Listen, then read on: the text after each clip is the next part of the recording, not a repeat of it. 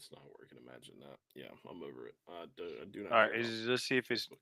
Facebook. Is it on whatchamacallit? Um, Yeah. All right. It's like it's on Twitter. yeah, I think it's on Twitter.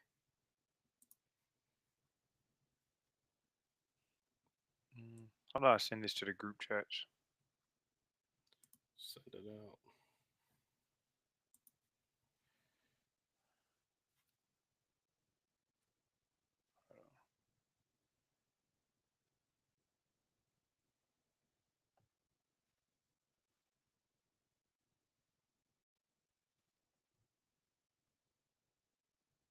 I think it's gonna work on that. Let's see something.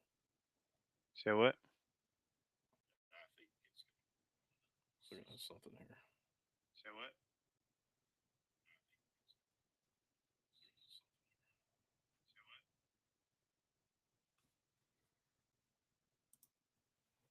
Are we looking everything up on there? Yep.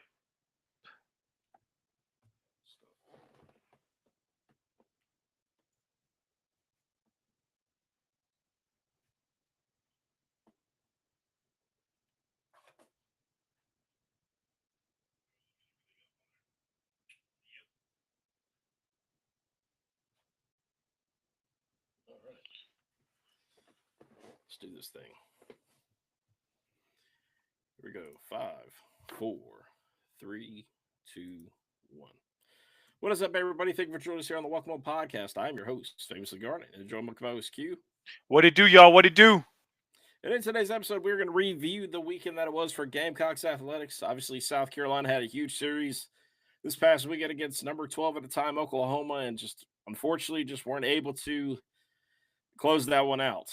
That was one of the tougher games that I, witnessed in person. One of the harder losses to really witness in person between the rain, the storms, and it's just a bad loss. So we'll talk about that. I mean, it's baseball, of course, but we'll talk about that.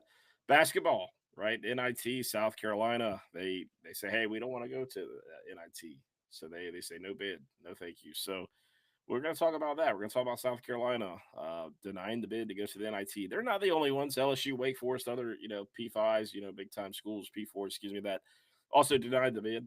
And then finally, we're talking about the women's team in their respective bracket, and seeing how the possibility with them to repeat. We'll talk about that too. And of course, Shane Beamer had a presser today talking about what's going on with spring practice, who's going to be playing, who's not, and there could be an eligibility issue somewhere down the line as well. So we'll also get into that. And finally, recruiting. Recruiting is starting to heat up again as that time comes, and we're going to talk about recruiting.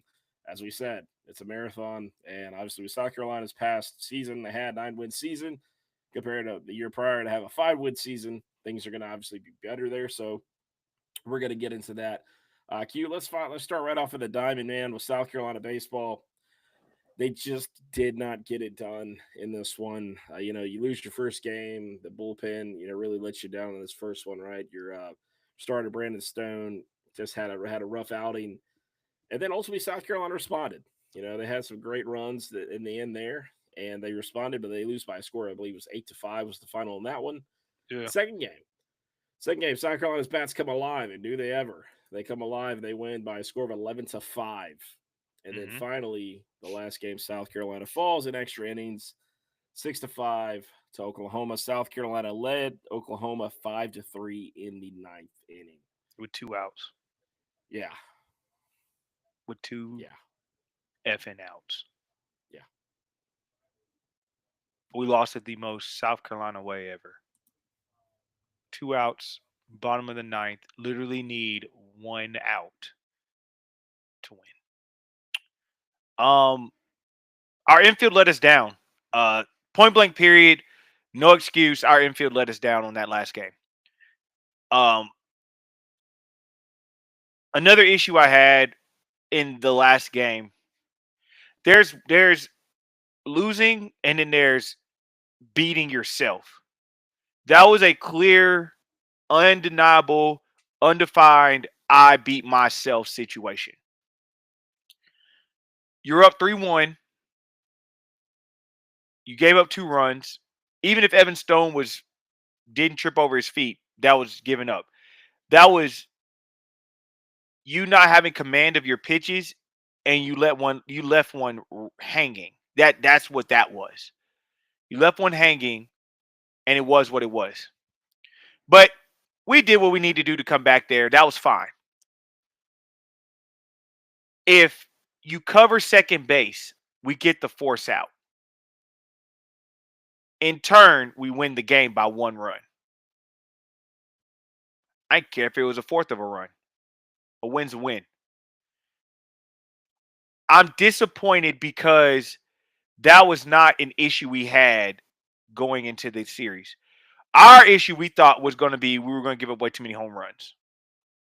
We thought our pitching was going to suffer. In all actuality, our pitching was not the biggest issue or the issue at all, honestly. Because at the end of the day, we out-hit them. And when you out-hit somebody, you should win the series. I'm not saying you're going to win every game, but you should 110% win the series. And I feel like that was the biggest issue I had with what happened this time around. I'm very disappointed.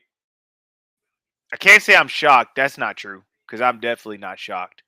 But I'm very disappointed. I had questions on some of the things that are going on. I wish I had some answers for it. But you did squeak out a win, so you didn't get swept. That's good. But you should have won the series because you got some tough ones coming up with Arkansas and Tennessee being your next 2 series. So I, for one, am going to hope you guys can get it together. That's all I can do is hope. I can hope and pray you guys get it together because those kind of wins are not going to come in SEC play regardless of who you're playing. So you're going to have to figure this out. This is going to have to dig deep. This is going to be something you got to figure out. So that's my thoughts on that. It was overall, I didn't have much issues with the pitching outside of Sunday. But because, I mean, even with Stone, Stone got hit around a couple of times, but they didn't do too much damage on Stone as opposed to like just us not being able to hit the ball until late. They did all their issues in the beginning. Yeah, and with South Carolina coming to this one, you already said he really thought that Oklahoma would really hit the ball around the yard, and I really did too. I mean, I got a batting practice on Friday. They let the fans in 30 minutes earlier than normal for 5:30 for those get the Paul Maneri shirts and things they're giving out. And I mean, they're hitting the ball easily out of the park. And don't get me wrong, they still had a bunch of home runs this weekend, but at the same time, didn't hit like I thought they would. And I didn't think South Carolina would out hit Oklahoma in this series, but they did just that. They out hit them 37-26, I believe was the final number on that. And you had some great things from guys, man. You had Jordan Carey in 7 hits on the week. He looked great. He looked great this past weekend. He looked really good. Nathan Hall continues to stay hot. Nathan Hall continues to stay hot. I was impressed. I will say this, Jarvis Evans Jr., man. I was impressed about his win over Georgia State. He looked really good in that one. So gave him his props there. And Tyler Pitzer earning the save on Saturday. That was big, right? Pitching in the final 4 innings, not allowing it. He did good.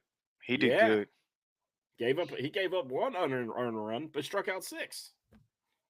Man, I wish we could have had him Sunday. Yeah. So we could have had him Sunday.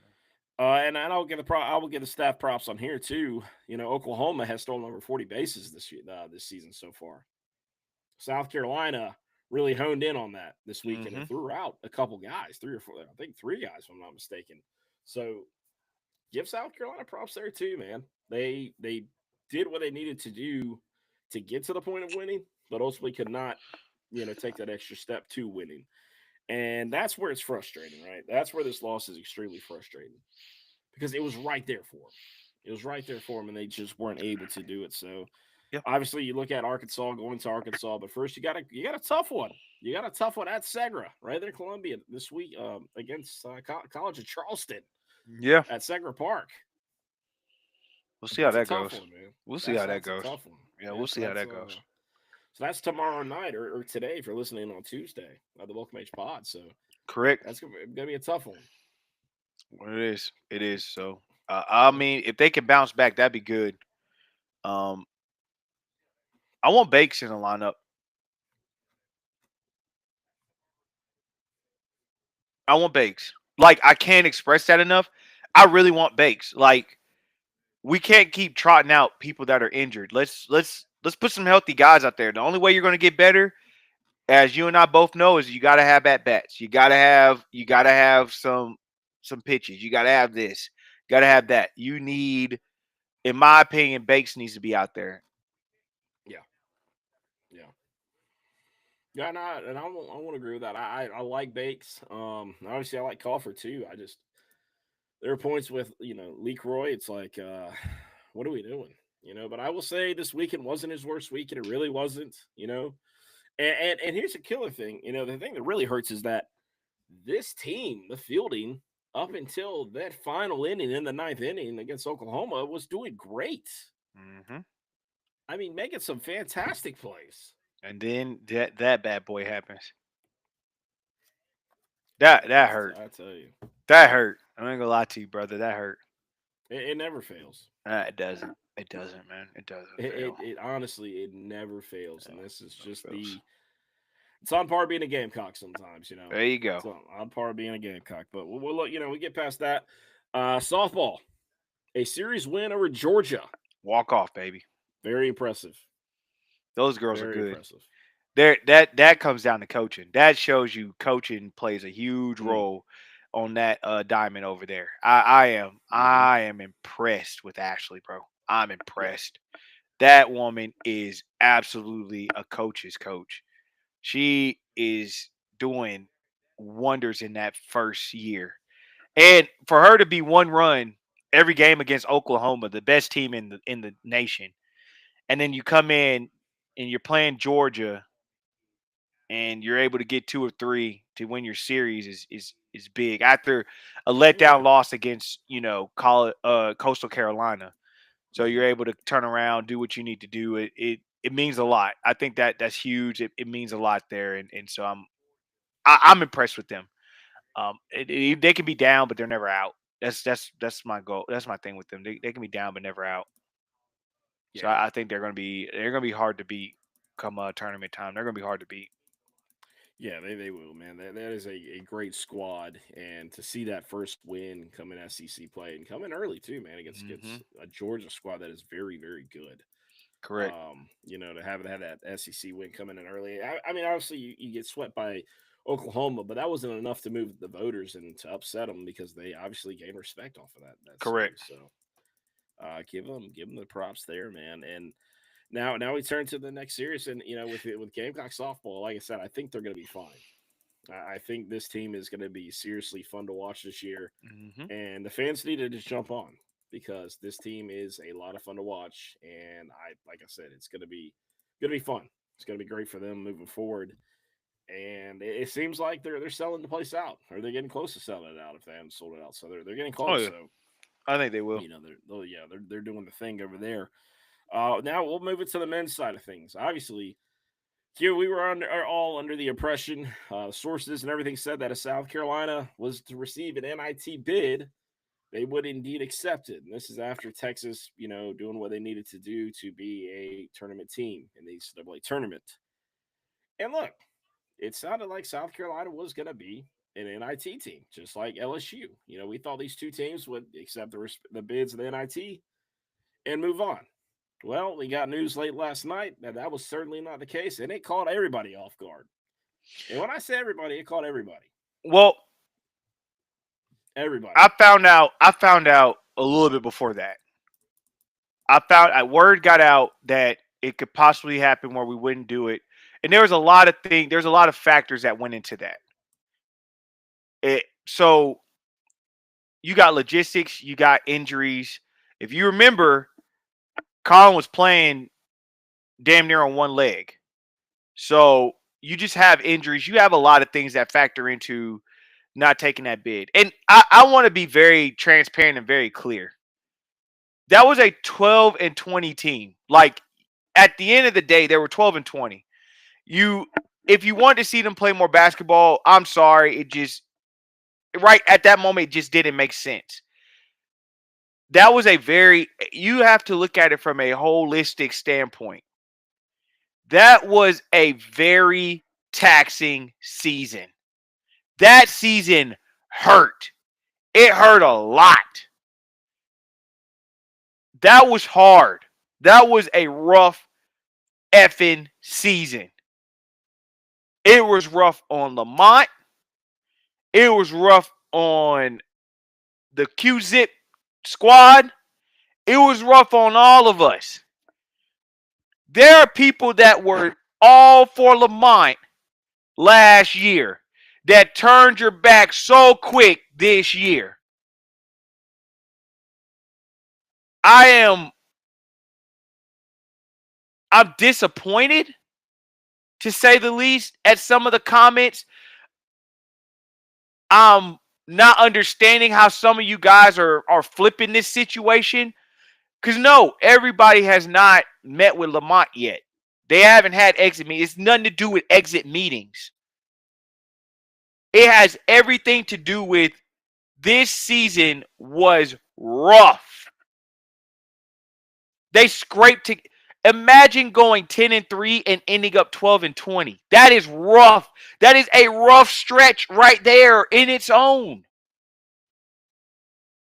When you easily could have had 5 to 6 more wins, which means 5 to 6 less losses. So you have to factor so many different things into play. However, the portal opens on the 24th.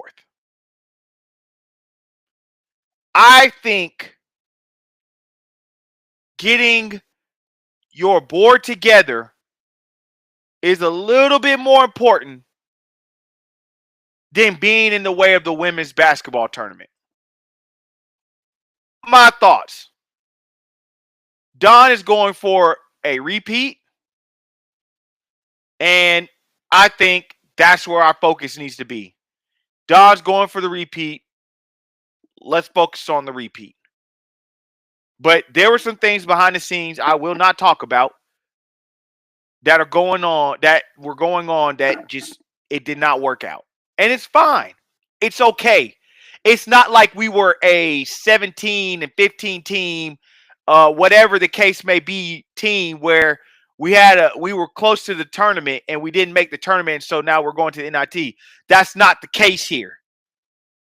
We statistically had one of the worst seasons ever. Which, you know what's crazy about that season, FG? With how bad we played, how bad we executed plays, Lamont was still able to coach us into almost having a winning record. Had the ball bounced the right way. Had a few less turnovers happen. So, with that being said, it's kind of hard for me to question a man who took this roster, the one we saw, and had Auburn beat until the last minute. Florida beat until the last second. Florida, the number 1 overall seed, Florida, was beat. FG. I mean, what more does he have to prove at this point? I mean, help me understand, FG. What more does that man have to prove? If the number 1 overall seed was down for 59 minutes. No, what was it? No, because they have 20 minutes for 39 minutes and 50 seconds. That's how long he had to lead against them. And I always use this phrase, and I mean this. There's 2 phrases I use. Men lie, women lie, facts don't. And I just gave you facts. And my second phrase, you can lead a man to the water, but you can't make him drink it. I can give you the plan all day, every day. I can literally put the game plan in your face all day, every day, FG. I can do it every single time. You know it because we played sports. You know it because you've seen sports. FG, you know this happens. You can put the play in front of the person. But if they don't execute it, the play is done. I cannot make you do that. And that's where the issue became. You can't turn the ball over 7 times with less than 5 minutes left in the fourth quarter, in the second half, and expect to win that game against Florida. You cannot, and I mean cannot, foul out. As a big, both of you cannot foul out with 2 minutes left in the game against Auburn. You cannot do it. The Mississippi State game I was at, you cannot leave Hubbard open at the 3-point line off of a switch for 3 straight plays and expect to win that game. You cannot. So therefore, Lamont can lead you to the water. You know how I know he led you to the water? I saw it in the timeouts. I was 2 rows behind you in the huddle. Heard the water that you were led to. You have to be able to drink it yourself. And so that's why he's going to do what he does next year. I also want you all to understand something, and I mean this with my whole heart. Those receipts they gonna hit like crack. They gonna hit like crack in the 80s in Cali. Y'all better pray as hard as y'all were praying this season that this season was over. You better pray even harder next year, because Lamont makes the tournament. Oh boy, that timeline gonna go up in flames. Don't say you was on the bandwagon, because you wasn't. Don't wear your Q-zip. Don't do nothing. Because I'm tired of people trying to say, oh, I want to support here and I want to support there. That's been a South Carolina problem for far too long. We need to end that. Either you're with us or you ain't. That's across all the sports. You're with us or you ain't. Yeah, and I think that is something that we've seen from fans for a while. I mean, especially after last season. You know, a lot of people thought that we'd have the same season as we would in football as we did last year, and that was just simply not going to be the case. There's some that thought Shane would have been gone by now. That was obviously not also going to be the case. And with Lamont Paris, I'm telling y'all right now, Q knows this and many others do as well, is that this NIL for this basketball program is about to change completely, and the cards are about to completely flip. And people have to be ready for that. And the problem is they're not. They're not. I've seen people that they're talking about building off of a tournament appearance from last year, right? Mm-hmm. It's hard to build on it when there's nothing there in the first place to build on. There's no money. There's no money. And in this day and age, that is what this game is about.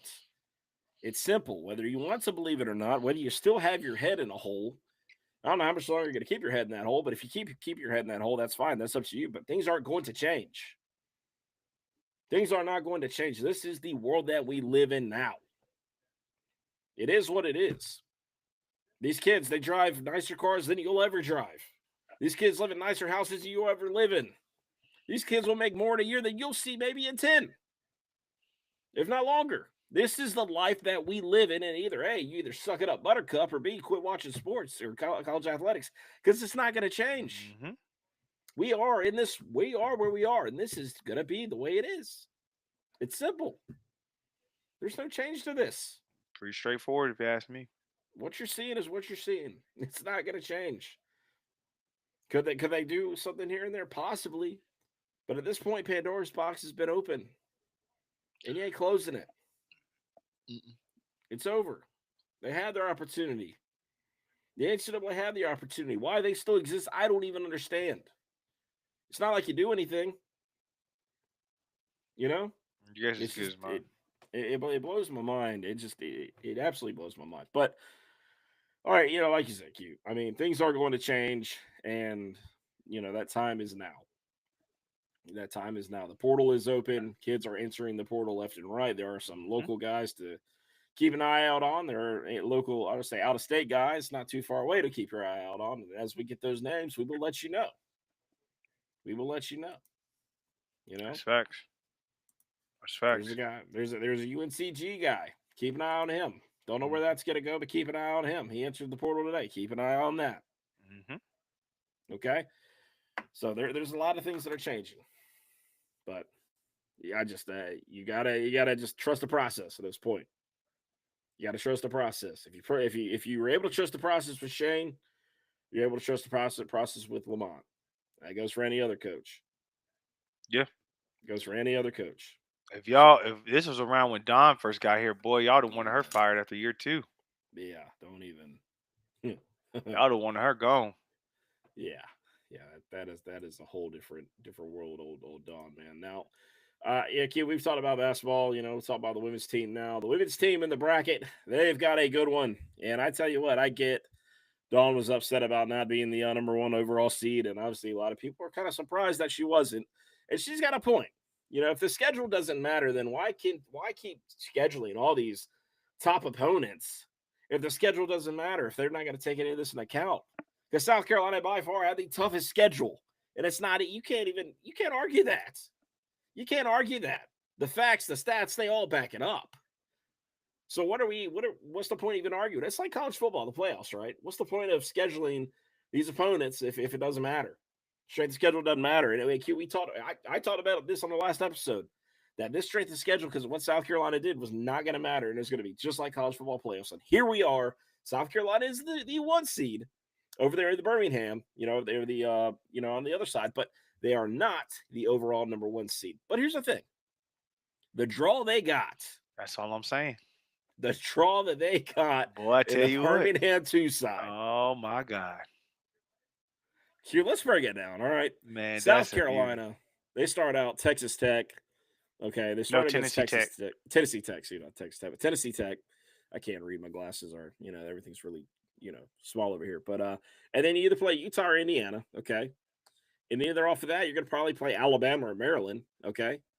And then off of that, you're going to play a winner of West Virginia, North Carolina, Oregon State, Vanderbilt, Oregon, Duke, or Lehigh. Any of those other schools, okay? And in the Final Four, you have a rematch possibly against Texas.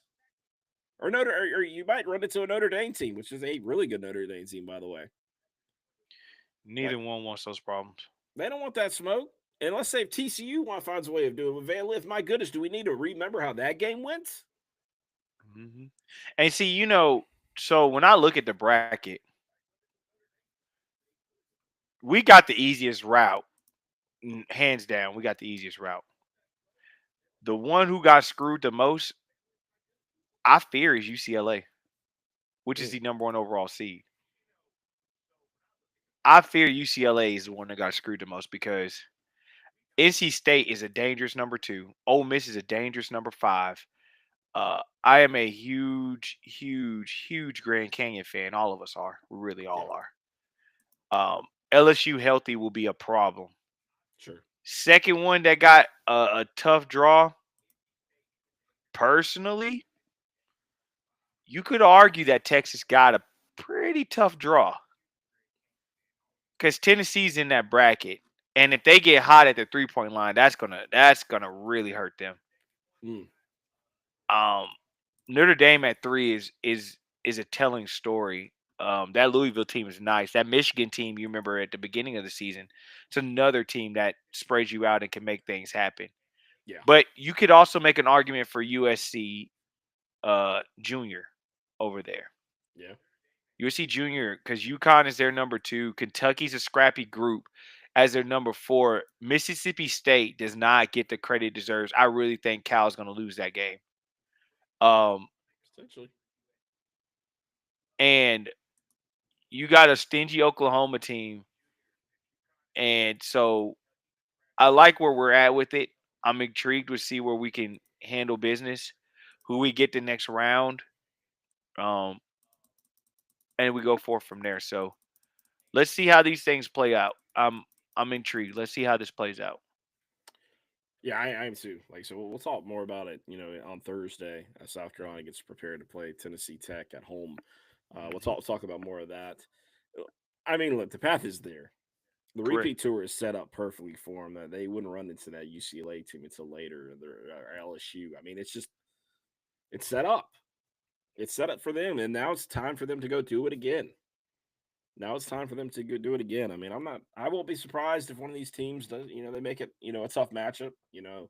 I wouldn't be surprised. But Mm-hmm. like I said, we'll talk more of it on Thursday. South Carolina over the weekend had a little bit of visitor for the St. Patrick's Day parade out in 5 Points. And the grand ambassador, the head of the parade, was no other than Asia Wilson. The truth. Asia Wilson back in Columbia over the weekend. And Shoe drop, shoe drop, shoe hey, drop. and she made her presence known. She made her presence known. She was out there with a bunch of kids out there, and they had the new shoes on, and they were playing basketball. Bunch of the girls team out there were playing 1-on-1 over there at Hyatt Park. Had a bunch of teams going on over there playing basketball. So Asia Wilson made her presence known in Columbia over the weekend. Stopped by, I believe it was Ageless that shop down in Columbia. Yeah. Over there. So we support them. Ageless over there. You want your vintage or retro, whatever you want to call it these days. We say vintage. Q and I look at it as like, oh, it's just something in our closet from when we were younger or 10 Right. years ago. I mean, my goodness, we don't. The word vintage and retro kind of it can hurt our feelings sometimes. It can hurt our feelings. Would you say, oh yeah, look at that vintage T-shirt? What do you mean? Like that was we wore that when we were like younger. Like what are we doing? But no, definitely go check out the Ageless over there at right outside 5 Points. Just a great bunch of guys there. Really cool shop. But just seeing Asian in town supporting the family, the kids, man, and community is it's amazing. And she continues just to be a tremendous ambassador for the University of South Carolina and the state of South Carolina. Never forgetting where you're from, because Asia. I mean, look, let's face it, the best player out there, Can't potentially argue. could go down. Yeah. Potentially could go down as one of the best, if not the best. I'm just saying. She's a GOAT. So, yeah. I agree with that. Saying, I mean, so great stuff from Asia. Tomorrow on Tuesday, South Carolina's Pro Day. It's South Carolina's Pro Day on Tuesday. And buddy, they came prepared. A ton of guys are suiting up for the University of South Carolina this year in Pro Day. A lot of guys. It's the most I can remember, okay? It's the most I can remember. So let's go ahead and go down this list of guys. Y'all ready for this? Here we go. Kamara Bell, Davis Bevel, Delvon Campbell, Terrell Dawkins, Gilbert Edmond, Nicky Benwari, Odie Fortune, Taka Hemingway, Alex Herrera, Alex Huntley, DeAndre Jules, Kyle Kennard, Demetrius Knight, Kai Kroger, Gage Larverdane, Rashawn Lee, Bam Martin Scott, Juju McDowell, Hunter Rodgers, Rocket Sanders, TJ Sanders, Josh Simon, Torselli Simpkins, David Spalding, and finally, last but not least, Debo Williams. All going tomorrow at Pro Day and all have something to say. They all have something to say. And I'm going to tell you what, there are going to be possibly scouts, not possibly scouts, but coaches in attendance because of who's going to be going tomorrow. They got a taste for that at the combine. Will Nicky Benwari run another 40? We don't know. Obviously, highly doubt it. I'll be shocked if he even does anything at Pro Day. Honestly, he's proven a lot. That man, I don't think there's nothing else he really has to prove. He has. I'm intrigued to see who does what TJ does, what Tonka does, what Kyle does. Delvon Campbell's Pro Day is something I'm really intrigued to see. Yes. I really want to see what Delvon Campbell does. I am intrigued what OD Fortune has done because he's moved up some draft quietly just as his senior season was. He's been moving and he's been lurking. And I'm telling you, he's going to be someone I am intrigued to see where he end up landing. Yeah, no, likewise. I'm excited about it. And OD did a great job out there in the East West Shrine Bowl. They did a fantastic job out there. And, we're getting closer to the draft. We'll do like maybe some live mock drafts and stuff, kind of see where the world's going with South Carolina. Maybe do, like I said, a couple live mock drafts as we have that capability now to do that by sharing the screens on here on the Riverside app, which is really, really cool. So potentially could look at that as we get closer to the NFL draft.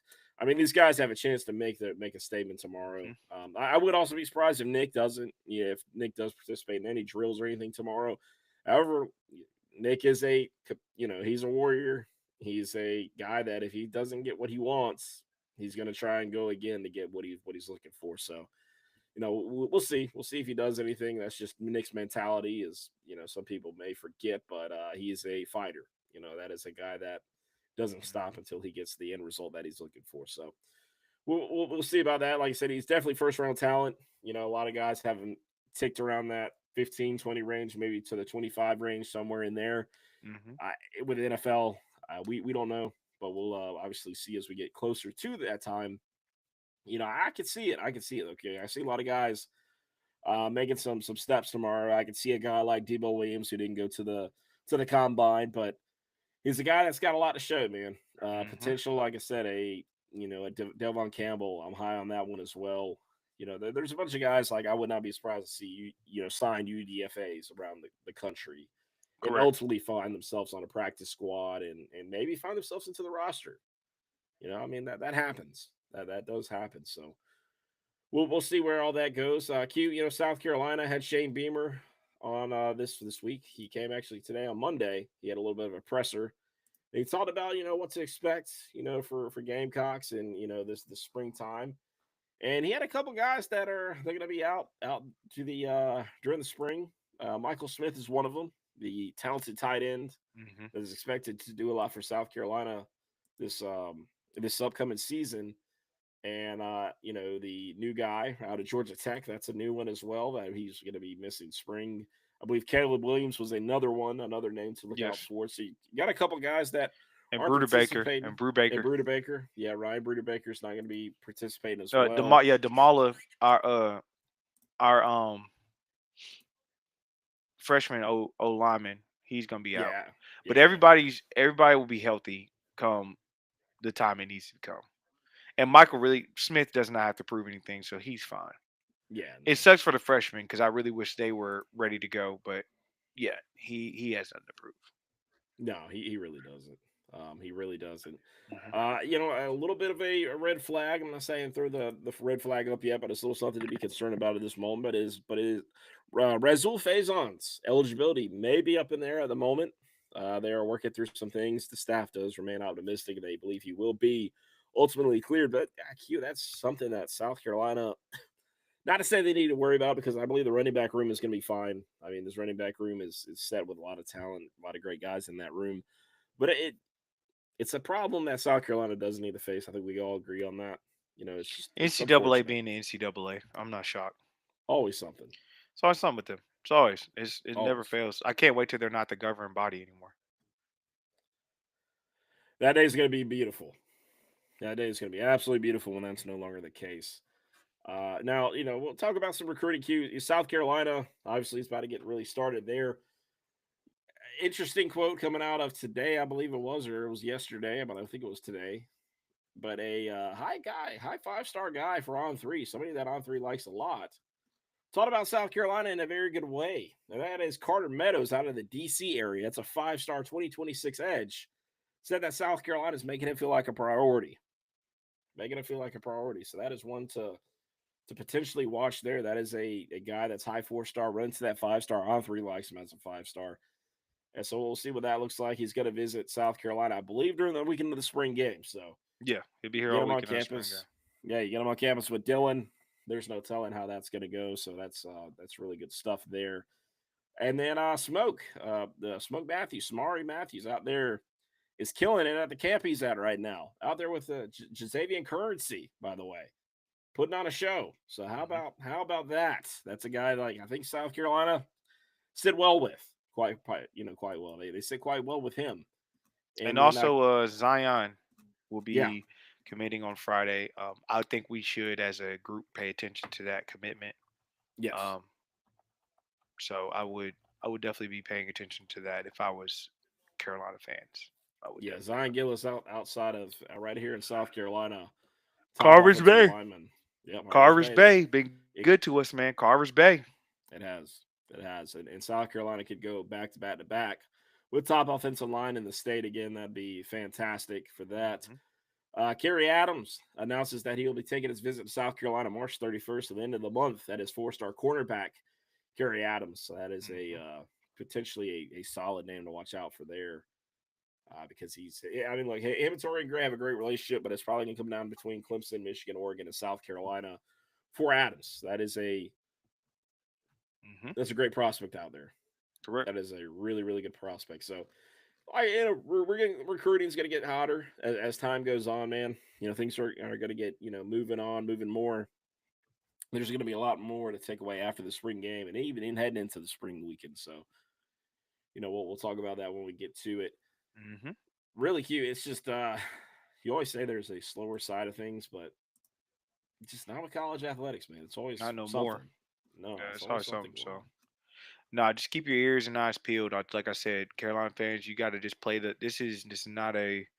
It doesn't matter because this is a thing. When we had a bunch of recruits back in 2023, 2023 class, we Hmm. had a bunch of recruits at one time. Then you guys got upset because it was a long period of time before we went for another commit.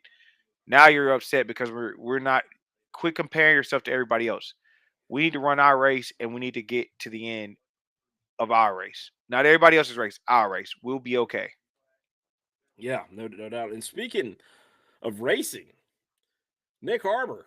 Nick Harbor announces today. He makes it official. Q. We've kind of had this thing going on now that we've kind of knew about, but Nick Harbor announces officially that he is not going to partake in outdoor track. So that means that Nick Harbor more than likely is done with track. South Carolina, Nick Harbor, wide receiver, is going to focus fully on football Hmm. this spring. That is absolutely massive.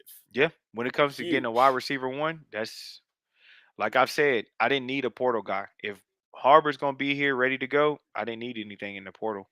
It's Mm-hmm. good. So And we've seen the strides. We've seen the strides last season that Nick Harbor made, hmm and it seemed like it really clicked. And you know why? That guy named Mr. Furry. That guy man, Mr. that man, Furry. he's been teaching. He's been teaching. So it's gonna be a good spring. I'm excited for spring. We need to continue to add depth. We need to continue to work. So I'm looking forward to it. Yeah. Yeah, same here. There's a lot of great things going on. So obviously things are about, like I said, about to get crazy again. Hmm. It was a little bit of a slower time. Not really, not necessarily. It's just that it's slow in college athletics. It just doesn't work. It's just not a thing. They don't. Yeah. They don't. Doesn't happen. It doesn't happen. No, You know. especially So. now with spring balls coming up. So we'll have some updates Thursday and from now on, because the spring ball is going to be good for us. We're going to need it. It's going to be Hmm. good. Yeah. So we're about to get ramped up there. Q, you have anything else before we wrap up the show, my guy? Nah, man. Nah, man. I'm ready for the spring ball, man. I'm ready. I'm ready. Yeah. Yeah, I am too. Some interesting news that have absolutely nothing to do with South Carolina, but this is something for y'all to kind of hone in on. For those of the Duke's Mayo lovers, if you like Duke's Mayo, if you have a thing between Dukes or Hellmans, news came out that Greenville's Duke's Mayo is has sold to a Northern company. I A never Northern liked it. company. Never liked it. Never liked it. Q's not a Duke's guy. No. Mm, No. unfortunate. No. Unfortunate. Well, Q, on the other hand, I'm a big Dukes guy. I used to be a Hellman's guy growing up, but I became a fan of the Dukes Mayo as I was introduced to it, and I have not looked back. And I tell you what, Dukes Mayo is great to use when you're making different dressings and whatnot. And I tell you, man, Dukes is solid. So that's disappointing news. Some more interesting news: Xavier Legette, old Xavier Legette over there in Carolina, looks like he's doing more shoots for Reese's. Is Xavier Legette about to become the face of Reese's peanut butter cups? People are talking. The streets are talking. That would be an interesting one. That would be intriguing. I would. I can say that would be intriguing. So okay, good for Xavier. Now he's making himself a name in the league, and so I'm proud of that man. He is. He He is. deserves it. He deserves all this. He is. He is. Xavier definitely absolutely deserves all of it between his accent that surprises everybody that is Deep Moline, South Carolina, which I don't understand how people are still so surprised by it because that is Moline, South Carolina. That is that Through is and through. that. Through That and is that through. is a special accent out there, man. Special accent. A lot of people are surprised. They're like, he rides horses. I'm like, that is a huge farming area. Like, you guys have Yeah. no idea. Like, it's insane. Yeah. It's That's how they absolutely act, insane. bro. That's just how they roll, bro. That's how they roll. Now they're introducing NFL players in the locker room to raccoon, eating Hmm. raccoon. Man, like that is Hmm. Like that it's a is something. snack. But hey, It's a snack, man. That's just how he operate, man. That's just how he operates. can't hey, it is what it is, man. Like Hmm. that's the way they do it over there in Mullen, South Carolina. Which I can tell you, Facts. man, if Facts. they had to live by the land, they would do okay out there, man, That'd be because perfectly fine. they know what they're Perfectly fine. doing. So no, shout out to Zay out there, man. Xavier, he's just doing his thing, and it's just fantastic to see. And we're about to see a lot more guys do that here soon. Obviously, with J.C. Horn, he temporarily had the highest NFL contract in history for defensive backs. Well, that is no longer the case with Derek Stingley Jr. But however, he set the tone.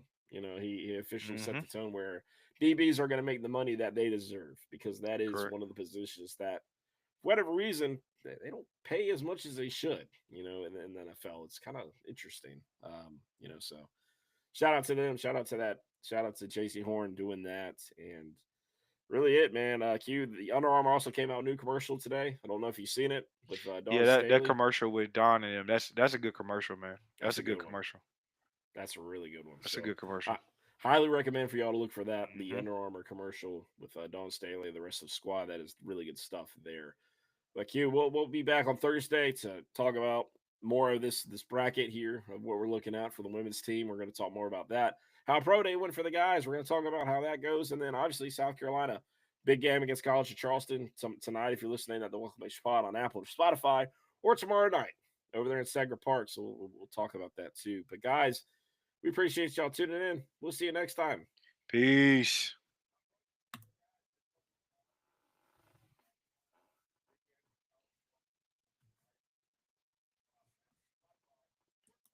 All right, pretty good stuff. Yep. Did it work on Facebook or no? Ultimately, it did. It only caught half the show, but it did.